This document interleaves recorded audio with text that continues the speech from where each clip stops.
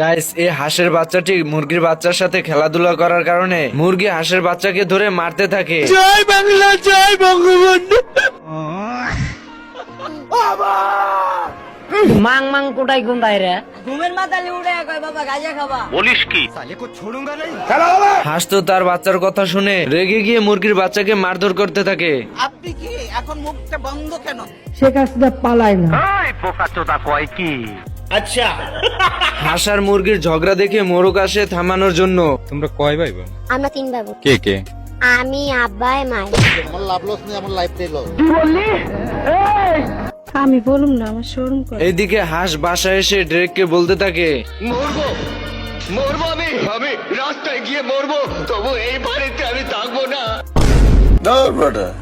বন্ধুরা, এই হাঁস দুটো চলে আসে বিচার নিয়ে মুরগিদের বাড়িতে। ওই সুলতান বাইরে হালার পর মাং মাং কোটাই কোনটাই রে হাঁসের বিচার নিয়ে আসা দেখে মোরগ রেগে গিয়ে হাঁসকে তুমুল মারধর করতে থাকে। আমারে চিনচ, আমি সানডে মানডে ক্লোজ করছি। হাঁস তো মোরগকে একটি ঘুষি দিয়ে তার বউকে বলতে থাকে, জিম করি বাবা, জিম করি। হ্যাঁ, এরকম 4-5 টাকা হতে আলানো আমার লেগা কোনো ব্যাপার না।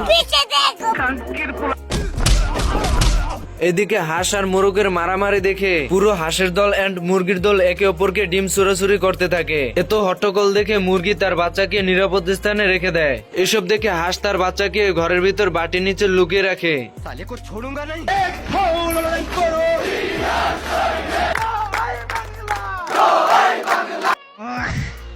এইদিকে হাঁস এত হট্টগোল দেখে তার বাচ্চাকে দেখতে আসে এবং বাচ্চাকে না দেখে চিল্লাতে চিল্লাতে বাইরে গিয়ে বলতে থাকে। মাগো দিয়ে দিল আমার মাগো। হাঁসের কান্না দেখে সবাই মারামারি বন্ধ করে দেয় এবং মোরগ আর হাঁস মিলে তাদের বাচ্চাকে খোঁজার জন্য রওনা হয়। এর ভিতরে তাদের বাচ্চাদেরকে দেখতে পায়। তোমাকে বিয়ে করতে চাই, তোমাকে লাভ করি।